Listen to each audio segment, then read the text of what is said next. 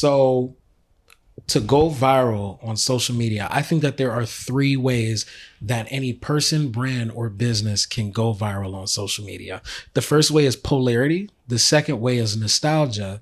The third way is being first.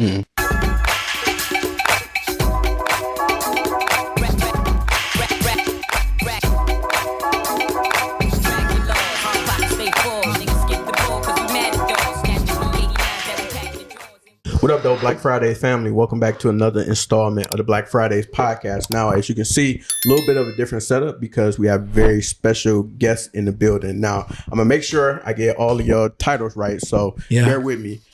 Former social media manager for the city of Detroit. Check. However, present social media manager for social media director for Black Tech Saturdays, and recently announced social media director for Hill Harper's Senate campaign. Absolutely. That's my absolutely man, Ethan correct. Lloyd, welcome to the podcast. Hey, man, it's a pleasure to meet you. Likewise. Pleasure to see you. Yeah. Likewise. Appreciate you, man. And I even more appreciate you because you didn't have to be here. Today is your birthday. So happy birthday. Yeah, it's my Jordan year. A lot of people don't know, but I'm 23 years old. A lot of people don't know that. But yeah, so all those things going on. We're 23. Today is my birthday. I'm a Pisces. A lot of people smack their lips when I say that, but it is what it is. I'm a Pisces. So yeah, no, thank you for having me. This is a great gift.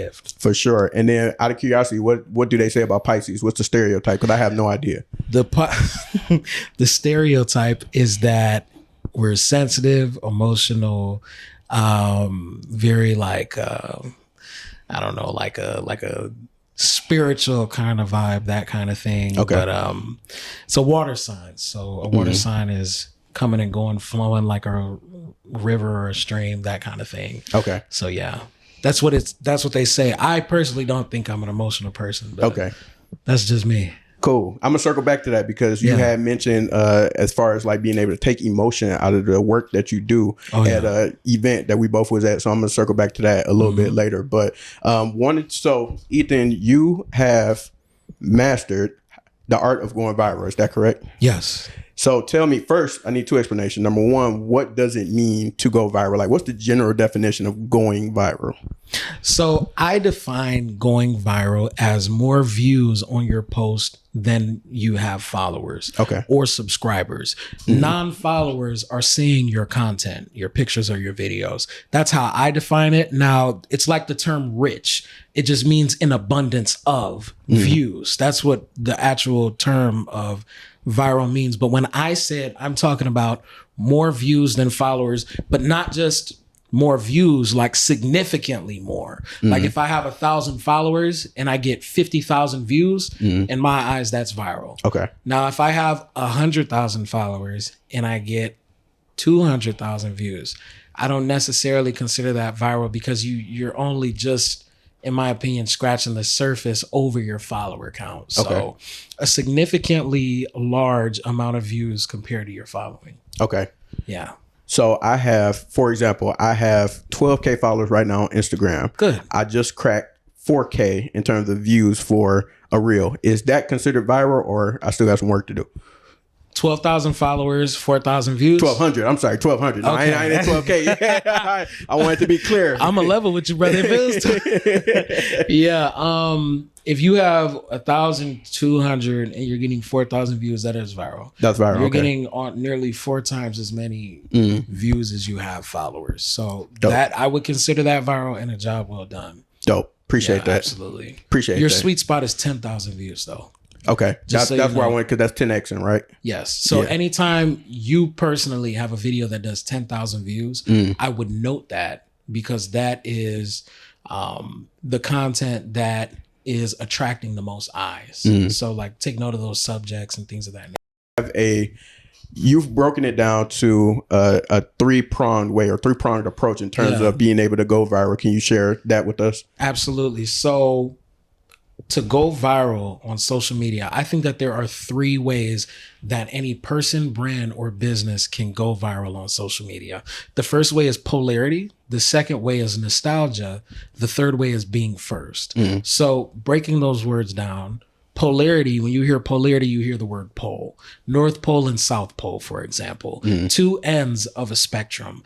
I want to create content that forces people to have an opinion that falls somewhere on a spectrum, an A side and a B side in my comment section. I want team this opinion and team that opinion when it comes to creating content. That does not always have to be political, and it does not always need to be serious, and it does not always need to be in poor taste. It can be something as simple as what I did on the City of Detroit. Are you team sliced cheese or team squeezed cheese? First of all, for your Coney fries. Where my camera is, squeezed cheese. It's squeezed cheese. Sliced cheese is disgusting. So let's just start there. But go ahead. Yeah. Now, me personally, I'm team sliced. So I hope that don't polarity. Yeah. Polarity. I hope that doesn't rub people the wrong way. But that's polarity. Jay-Z famously said that good art forces people to have an opinion. So when I create my art, which is social media, if you have an opinion, I've done a good job. My thing is, have all the opinions you want on my content. Just make sure you leave it in the comment section so that I benefit. The algorithm rewards good engagement with more views because that's how they get paid. If people are engaging on that app, they are less likely to leave the platform, which means I have more screen time to show them ads. Instagram is beefing with YouTube. YouTube is beefing with TikTok, is beefing with Twitter. They are at war for your screen time. Whoever can get the most screen time can make the most money. So what they have done is they have created a page on every platform where you see the most engaged with content. That's your For You page. That's your YouTube Shorts. That's your Explore page. If you peep, you've never really seen non-viral content on your For You page. It always has a lot of comments. And if it doesn't, it gives you a weird feeling and you just swipe right past it. So what we need to know is if we create content that is polarizing, that leaves a lot of comments in the comment section, we are more likely to go viral. So that's polarity. Then there's nostalgia. Nostalgia is a shared experience among your audience, whoever your audience is, that connects them to you as a content creator. So an example of that from the City of Detroit page is this video got 2.6 million views. I said, say it one more time. 2.6 million views. There we go. Almost 3, but in my total time there, I got 20 million views. So not my best video, not my worst video. But I said, when you miss your exit on the lodge and you're on your way to Canada. Now, Bria Spencer on my team made that video, and I was so happy because I taught my team these strategies. I had a team of 6, and every week we went over the best practices and they implemented it. So my thing is, I don't just want to teach people how to go viral. I want to see them go out and create their moment so that they can teach others too. Because I want everybody to turn their unhealthy scrolling habit into a career opportunity. So that's my whole MO. But the second one is nostalgia. The third one is being first. Whatever I am saying, I need to say it to my audience in a way that it's the first time they ever heard it. It's not just like saying, I'm the first Black man to get 50 million views in Detroit as a social media manager. It's true. It's very true. And nobody can take that from me. But that's not what I mean. I mean, I need to talk about me, my business, my brand in a way so that it's the first way anybody has ever heard it. Everybody has competition on social media. Everybody. We are all fighting for eyeballs. And what I love to tell people is look at your competition, study their content, because they are telling you every way not to talk about your business, product, or service. So those are the 3 ways: polarity, nostalgia, and being first. Those are the 3 ways to go viral on social media. In the past 3 years, I've gotten 50 million views. In the past year at City of Detroit, I got 20 million views. In the week, my first week at Black Tech Saturdays, we got 1.5 million views. And we implored this and taught this to everybody, including you in the room. So don't believe my words. Don't let the suit fool you. Don't let the turtleneck throw you off. Look at the numbers, because numbers do not lie. We got 50 million views doing this, no ads, no influencers. In my opinion, we're putting the commercial business, the newspaper business out of business with this. So I think that my biggest thing is I want to teach, but I also want to learn, because everybody has a story and there's a way you could sell it. Absolutely. So I'm gonna go back into the business type questions in a moment, but I want to take a break to introduce you to my favorite part of Black Fridays, which is Freestyle Fridays.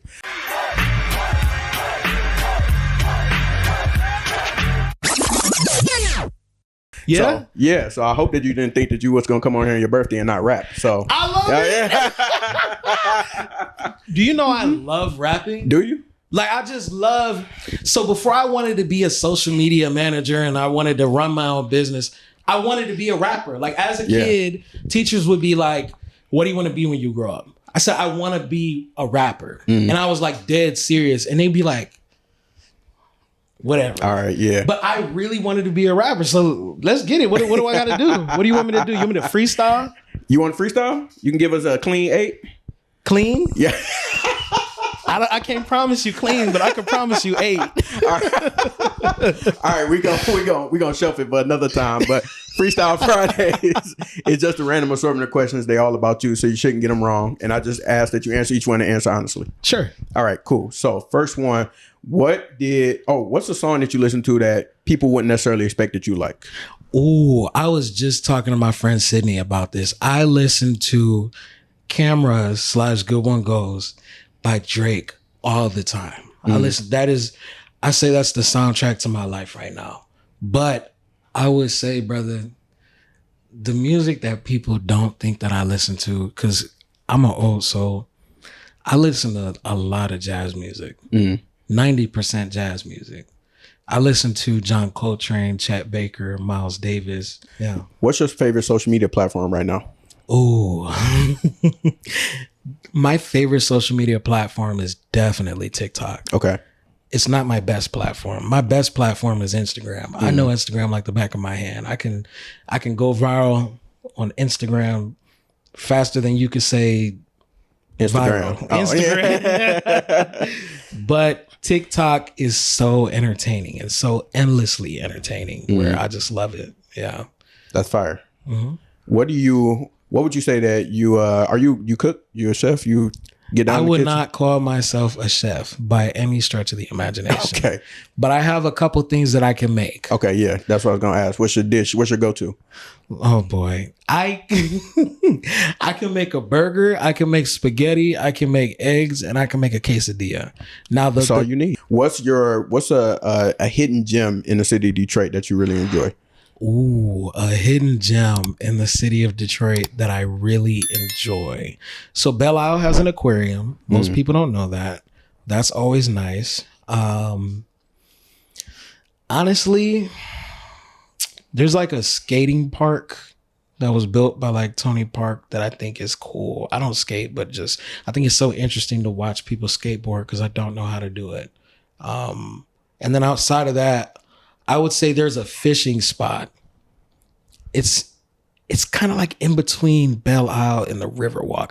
I can't describe it, but it's like this low key fishing spot. And there's a lot of, you're talking about. Yeah, it's a lot of good fish over there. And there's nothing but old heads over there. Like it's ducked off. Nobody, and it's just like quiet. You might hear an old head playing like some Al Green or something like that.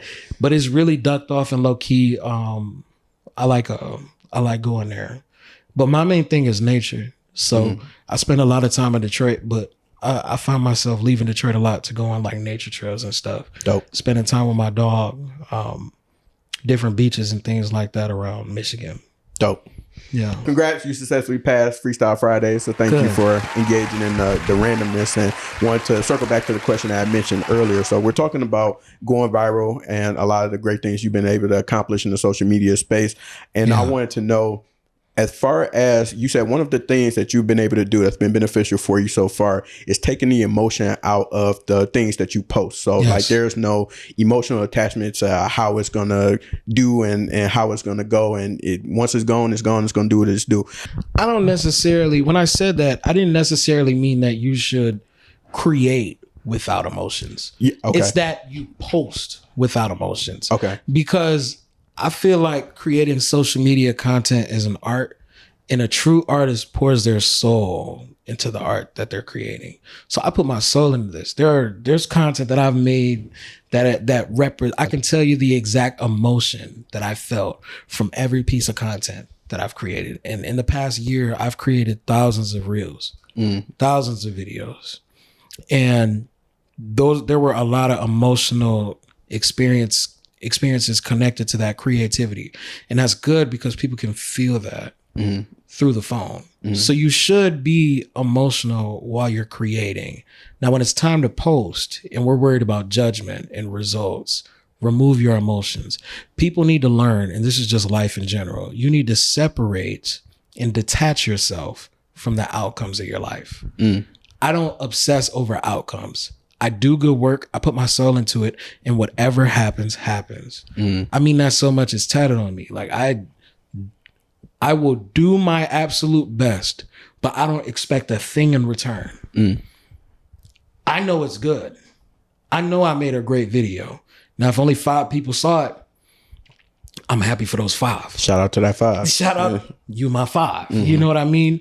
A good content creator, a viral content creator, posts 5 to 8 times a day. I've been slacking today. It's my birthday. But the average content creator posts once a day. A bad content creator posts a couple times a week. But a good content creator, the one that is going to dominate on the algorithm, posts between 5 to 8 times a day. So how can I be emotional 5 to 8 times a day? I'm going to be drained. I'm going to be sleepy. I'm not going to be able to work. I'm not going to be able to move forward. I'm going to get really discouraged. So do not obsess about the outcome because I have to do it again. And the only way to know if your post is good or not is to press post. What people have to understand is that we're not just posting to post. We're posting for a purpose. There's a reason why we want to post. So get it out there so we can keep moving in our purpose. There's other things we have to do. The routine is where the power is. People don't really understand. And I've seen this because I've talked with hundreds of content creators. I've consulted with hundreds of social media managers. People do not have it in their daily routine to create content. The process is the beauty. It's the journey. Going viral is a journey. It's not a destination. So what I really want people to know is it's going to be discouraging. It's going to be scary. It's even going to be embarrassing. It's going to be sad. You're going to feel every emotion in creating the content.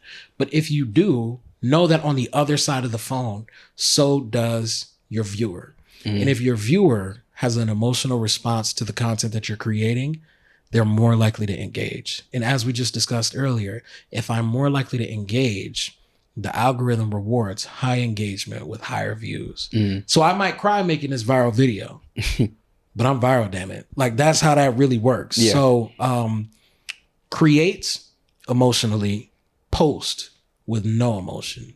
Release yourself from the attachment of outcomes, not just on social media, but in life in general. Do you advise this at all? Posting and deleting or repurposing certain types of content. Is that like a part of your typical process? I would never delete anything. Okay. Ever. Once it's out there, it's out there. Once it's out there, it's out there. You never know. I've seen content pick up 3 months later and go viral. I don't delete anything. That's foolish. It is all market research.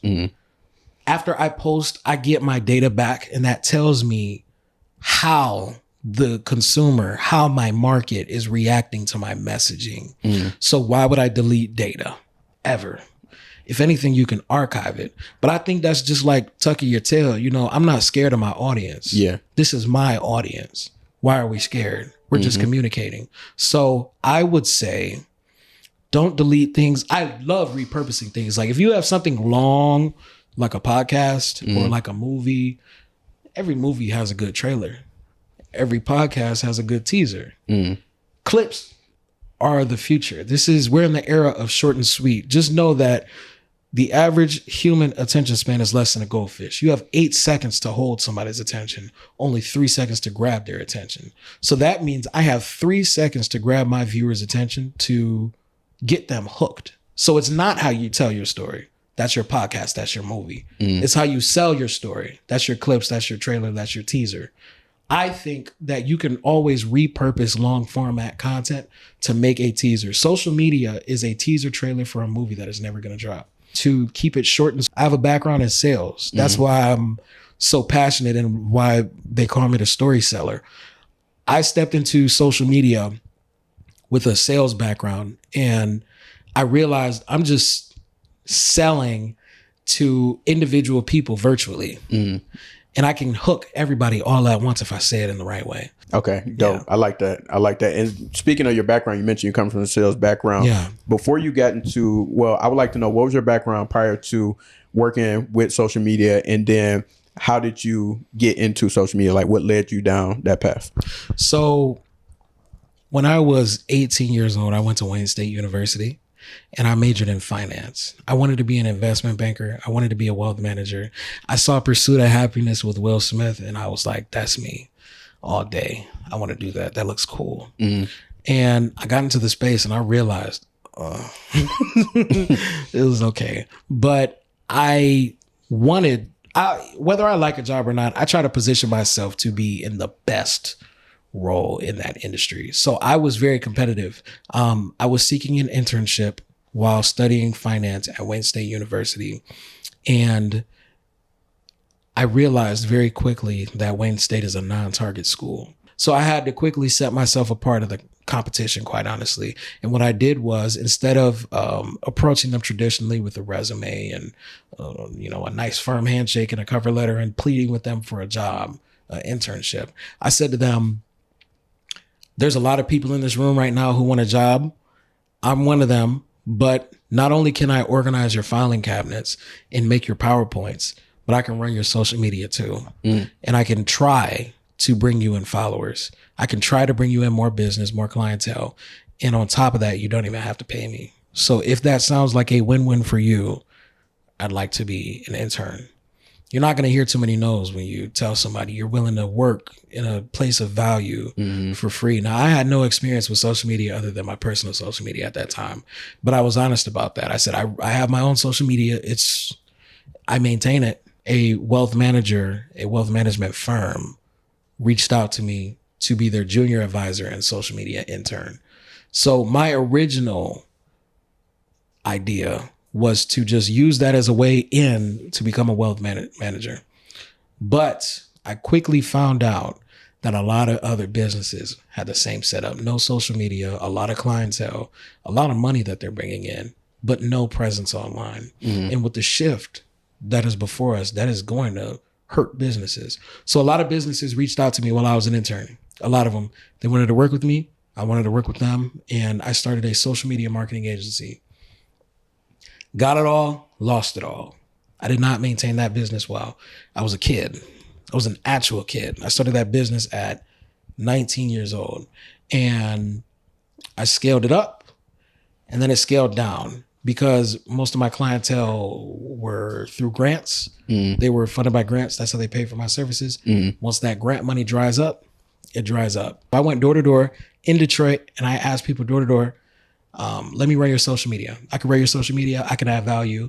I heard 1,000 no's. I heard a couple yeses, and I started again. I focused on nonprofit organizations, and I had my first viral moment with Avalon Village in Highland Park, Mama Shoe. I told her a story. HP. Completely amazing woman.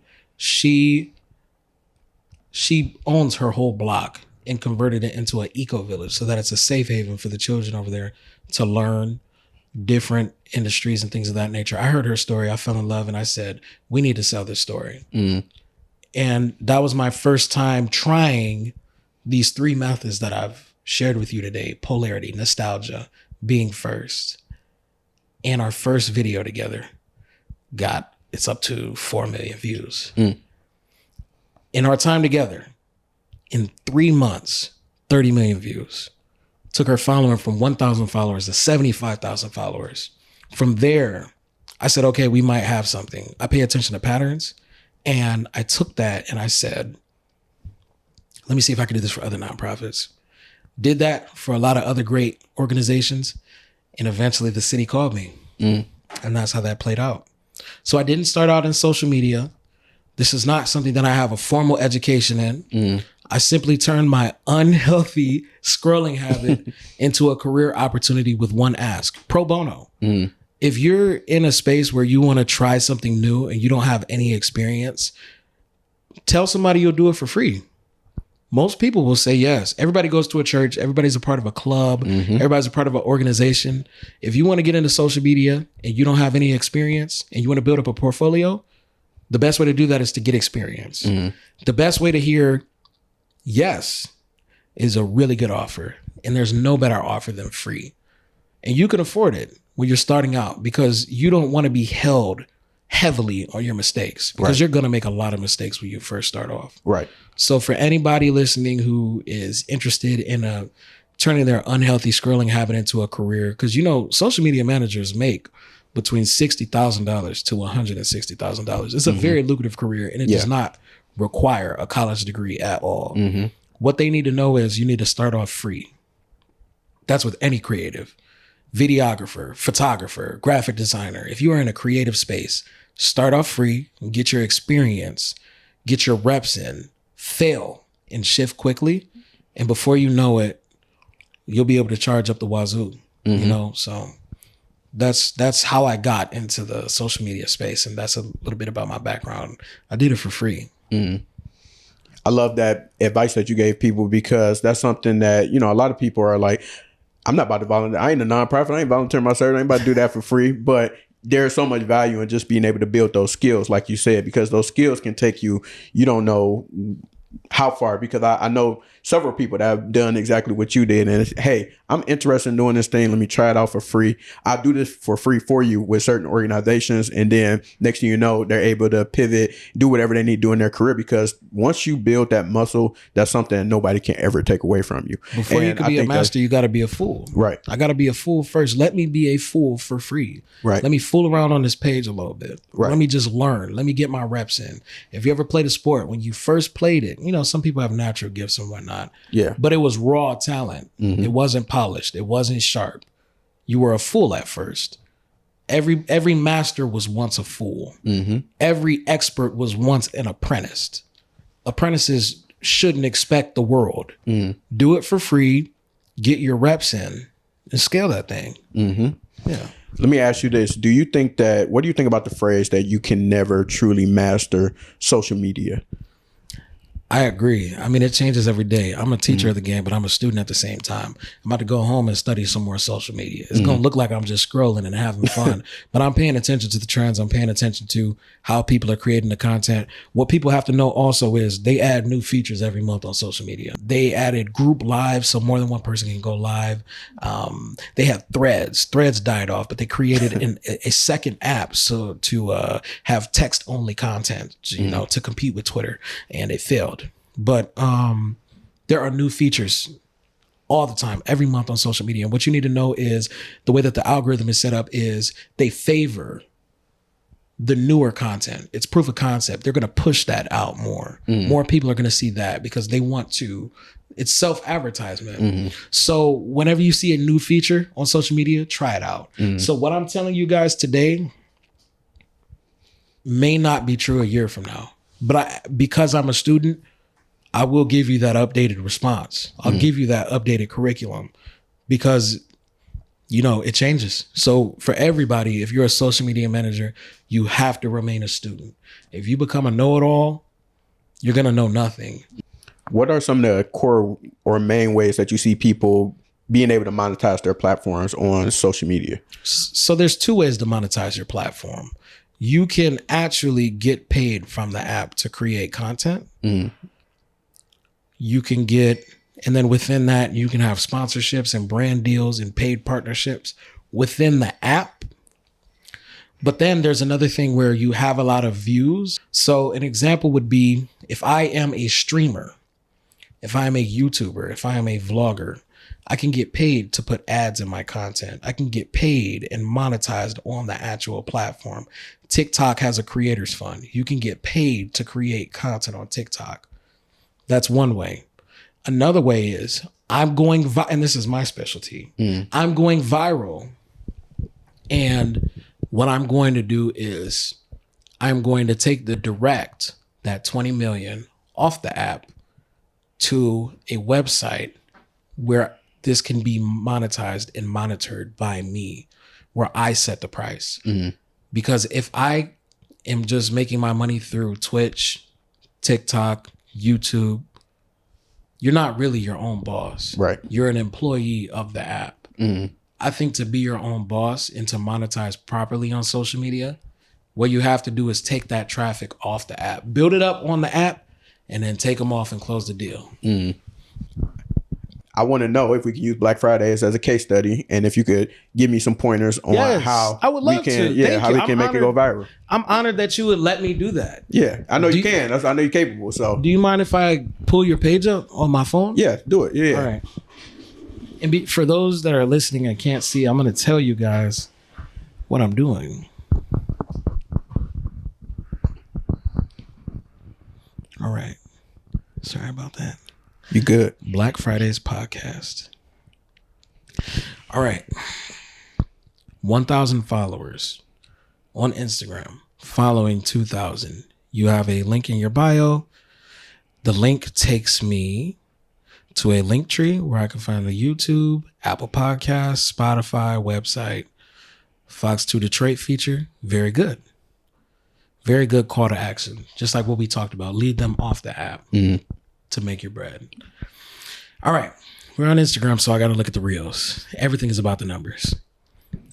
All right. Let's see how many days ago you posted this. Let's switch hands.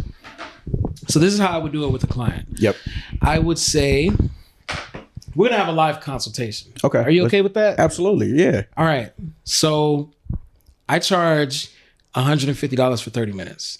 Okay. Look at that. Look at that camera and tell them again. I charge $150 for 30 minutes, $300 for an hour to learn how to go viral. It's a phone call. And on that phone call, you will learn how to change your life through just an iPhone. For you, it's free because you're my brother. My man. Appreciate Absolutely. you. All right. So if social media was perfect and it did everything you wanted it to do and more, what would that look like for you? If social media was perfect, it would drive people to download, subscribe to the streaming platforms, including YouTube. Good. That's very good. That is good to know. Now, for that to happen, to drive the traffic from this platform to the next, it's a funnel. You start wide and you end narrow. So I cast out a wide net and I reach an abundant amount of people viral. I go viral. I reach a lot of people. And as I take them through my funnel, click this link, click that link, fill out this form, add this to cart, checkout page, pay for it. Each of those steps, the funnel gets thinner and thinner and thinner. The audience gets shorter and shorter and shorter because you're targeting it. You're specializing it. So to create that funnel, we need to start off really wide. So we need to go viral before anything else. Okay.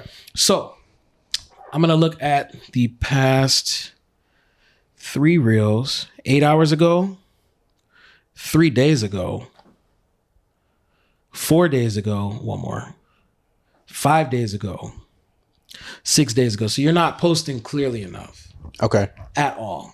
You got to post minimum 3 times a day. Okay. And with you, your content, I mean, we've been talking for maybe 30 minutes. There's a minute that you can extract a couple times a day. You know what I mean? Yep. There are so many clips in a podcast. So with that being said, 300 views, 300 views, 500 views, 2,000 views, 800 views, 6,000. I'm going to look at the content that has 6,000. You did a collab post with Ed Eats, who has 27,000 followers. So collaborating with bigger pages is always a good way to get more views. But I want to see what you did organically to get a lot of views. So this is what I would say. The most interesting part of your video should be first.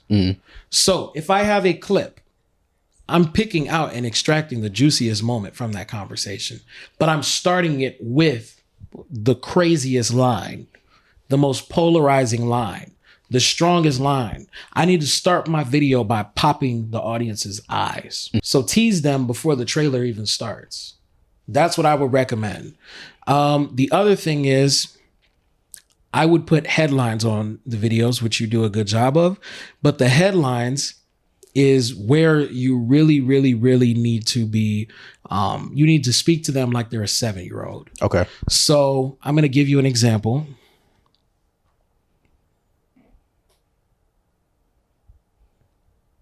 Black entrepreneurs from movies and TVs.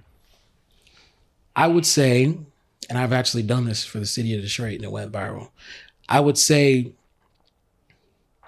Black entrepreneurs from your favorite movie and TV show that you didn't know were entrepreneurs. Mm-hmm. I just assumed something. Everybody was going to be in the comments. I already knew that.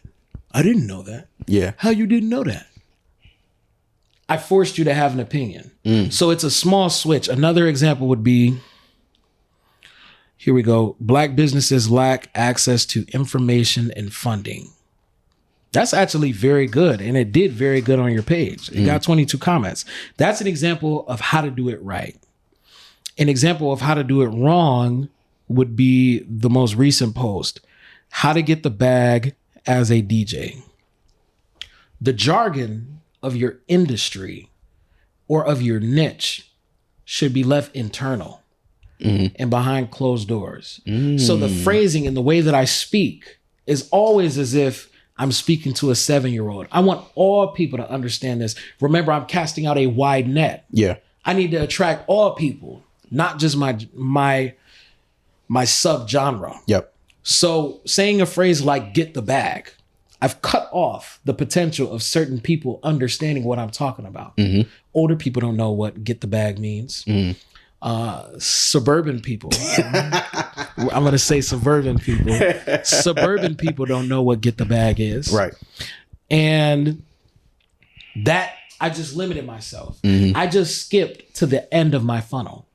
I just narrowed down my search before I even threw my net out there. So what you need to do is say it in a way so that a 7-year-old can understand it. So I would just say how to make money as a DJ.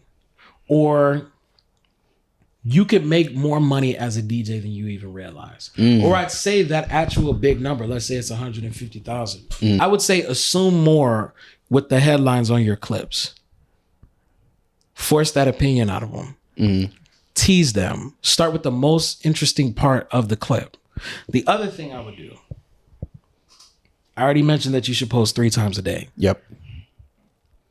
The other thing that I would do is I would go through the page and I would see the topics that got the most views.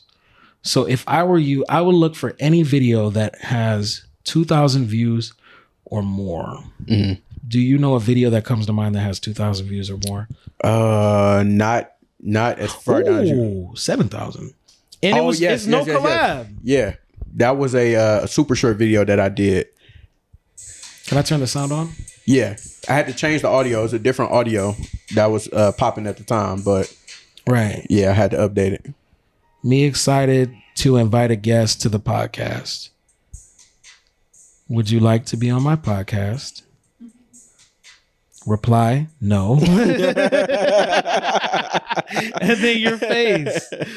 That was really good. That was really good. So I think if you talk about more of behind the scenes, under the hood, your experience as a podcaster, it'll do extremely well.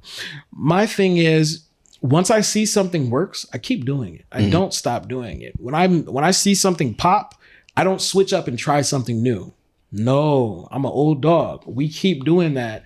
And if it's stop camera and talk about your craziest experiences podcasting, horror stories, your podcast horror stories. Did anybody ever, I don't know. It could be anything. Yeah. You know, you don't want to be disrespectful. Right. You want to maintain good relationships. You want to have a level of trust. The people have been good. Situations have been crazy. Yes. Yeah. Talk about those crazy situations in a short way, the same way you did just here. You could recreate those moments. You can do a POV where you recreate it. You have a 5,000 here. I wrote my first book in the pandemic. What's the third way I said to go viral? Be the first.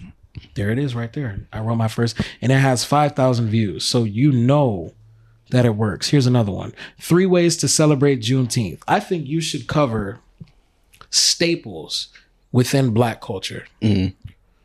Juneteenth, barbecue, coney, good music. Do you ever do episodes where it's just you chopping it up? I think you should do an episode where you just talk about your experiences podcasting and your life and things of that nature and clip that up. Because I think you have a lot of supporters who love what you do, but I would also incorporate your side. Tell them those horror stories. Tell them every emotion pertaining to your experience podcasting. A happy moment, actually do it. A sad moment, a surprise moment, an embarrassing moment, a scary moment, and an angry moment. All of those. That's my rule of thumb for going viral. I hit those 5 or 6 key emotions and you will be surprised. First of all, a lot of people have a podcast. So a lot of people can relate to it. A lot of people can resonate with it. And yeah, I think you can build an audience of other people interested in getting into the podcasting space. Try connecting with other podcasters. That's nostalgia. Teaching. Talk about it. Let's hear about it. And, you know, I think that would lead to a lot of good views because no podcaster does it. If you peep, I'm not going to throw any names out there, but there are maybe three podcasters who will go on another podcast to talk about their experience on their podcast. Yeah. And that video does better than the original podcast. It makes the other podcast go viral. Yeah. So pull up on the other shows. Pull up on the other shows or just have a one-on-one with you. Yeah. Love it. I think that will work really good. I think you do a good job of clipping your posts. I would post more and I would get a little riskier. Okay. A little riskier. Poke the bear. Okay.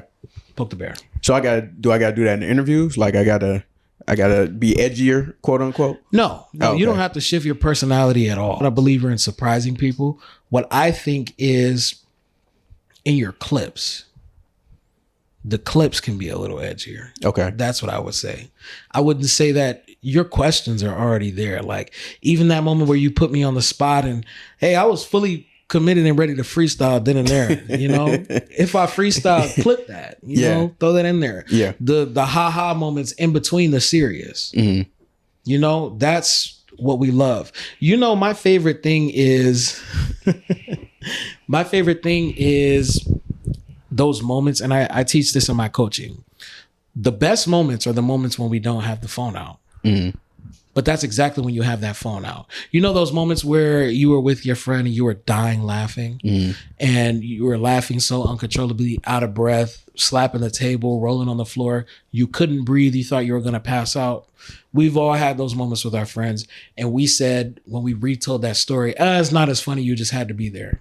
Okay, but I wasn't there. So show it to me. Capture those moments when you're, you know, wherever in life and you're like, oh, it was such a great time. I didn't take the phone out. Yeah. That's when you should take the phone out. That's exactly when. So the in-between moments of the polished, the rough, that's what does well. Okay. That's what does well. People want the real. Oh, yeah. Oh, yeah, absolutely. I mean, just look at what Cat Williams did. Right. 20 million views in a day. You can't make that up. Drunk as a skunk. The whole interview. Right. You know, and, you know, they conducted themselves well. He's a very smart individual. But that's just an example of how a podcaster can go viral. Because I'm not polished while I'm watching it. I'm watching it in my pajamas with a bag of Better Made chips with my dog on my lap. I'm not polished. I don't got a suit on when I'm watching a podcast. You know what I'm saying? Right. So show those moments in the podcast where you and the interviewee let your hair down, for example, or just relax. And I think that would do really, really good. Okay. By chance, you wouldn't want to jit right now for the sake of the podcast, would you? Say that again? You wouldn't want to jit right now for the sake of the podcast, would you? Jit. So I want to tell you something, sir. I am 23 years old. I don't know how to jit. I know how to jerk. I don't know how to. I am 23. Jit. I hit the blade dance. That'll work. The best you can get out of me. Yeah, that'll work. Yeah, I'm not You know, I'm actually not a dancer, but I want to be. Like, okay. I always told myself Hold on, wait, do you know the hustles? Like, or you got those down? Oh, no. At least the core one. No. Oh, no. Oh, okay. We got I'm work the guy that's holding the drink at the party, just watching y'all trying to imitate and just like, and then I mess up and I just stand on the side and watch y'all do it. Okay. I want to take a class though. Like I'm that kind of guy where I'm not that coordinated. I'm very stiff. So I have to like be taught by an actual teacher. Yeah. But you're willing to learn. That's the important part. I'm willing to learn, but I feel like going to a dancing class is kind of crazy at the same time. Like I can't imagine packing my bag and getting in the car and going to a hustle class, but I need to. You got to. I got to because I look like a fool at every cookout, every barbecue, every kickback. When I'm just sitting there, everybody's like, Ethan, jump in. I don't know the Tamiya hustle. I don't know none of them. I don't either. That's why once I get that, I'll be on my way to collecting the Detroit Infinity Stones. I got to do the Tamiya hustle. Then I got to get some buffs. Then I got to get a mink. And then I think I'll be good. The mink is good. Yeah. The mink, I'll level with you there. I will agree with you with the mink. Buffs. I got buffs. I saved up and got some buffs for my prom night in high school. Changed me. I switched up so quick. That money changed me so fast, boy. You ain't never seen a switch up like that. I'm telling you. It's like, I felt like Thanos. Like you said, with the Infinity Stones, just like that. Because I tried some on in. I was out in Vegas for work and I went to the Cartier store because I was right next to it. My hotel was right next to it. I tried them on in the store. I felt like the Black Power Ranger. Like you would have thought like my Megazord was outside waiting on me. Like I had transformed, put the whole suit on. Like you a different person once you put them on. So look, voice change. It was prom night. Prom day. I took the day off school. I took the day off work. Everybody was mad at me. I said, I got to get right. I had an afro and I tried out a new barber. Not only did I woof, I tried out a new barber. I get my hair cut. Bam. Fire. Best cut of my life. After I saved up, I went and I bought my buffs. I got my room. I had everything lined up. When I tell you, I made so many unnecessary stops on the way to prom. I went to Target. I went to the gas station. I went and got the mail 3 times. I took the trash out. I walked the dog. I went and got my suit dry cleaned. Like I just did stuff and I wanted to be out there more. And let me tell you, they do give you superpowers. Yeah. And it's not that it gives you confidence, but within buffs, Sensu Bean or something from Dragon Ball Z, like it just brings you back. Right. You know what I'm saying? Right. Like it's the Super Saiyan version of you. And I don't know, they dang near gotta pay us to keep talking. Like Cartier needs to sponsor this podcast. Yeah, exactly. For real. Cartier, you watching, you listening? Holla at me. Let's talk business. For real. Like we can get a whole Superman campaign going. The Thanos Infinity Stones, that's a real thing. Social media director for Cartier. Coming soon. Yeah, you never know. You really never know. Listen, I'm gonna let you know now. If that deal pop up, just think of Denzel. just think of Denzel. Bring me on as a consultant. Bring me on as an extra camera person for the post. No, whatever you thinking too small, brother. You up there. If I'm president, you VP. We up there, man. Let's do it. Absolutely. Let's do it. You get the deal. Just remember me. I'm there. But a mink, I want a mink. I got a trench coat that has fur lapels and the inside is fur, and it's my favorite trench coat. It's my profile picture right now. But I love it so much. Oh, I love fur. But it's just something about the warmth of an animal. It's so pristine. Like I just feel so protected in that animal coat. You know what I'm saying? Like that fox put this to good use. That bear, that fox holding you down. Yeah. It wasn't gonna use it like I was gonna use it. You wasn't utilizing your fur the way I am.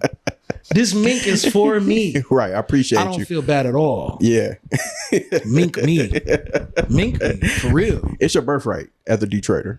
what do you see in your crystal ball? What do you have on the horizon? What do you like to do? I see right now, paying attention to the stuff that you've been doing, that you have your clients that you work with from a consultancy basis. Obviously, your director titles of social media with Hill Harper, Black Tech Saturdays. And so just wondering, like, what do you have on the horizon that you're working on that you can share with us, that you can talk about, or what's something that you want to put out there in the universe? And then, hopefully we can see that come back in the near future.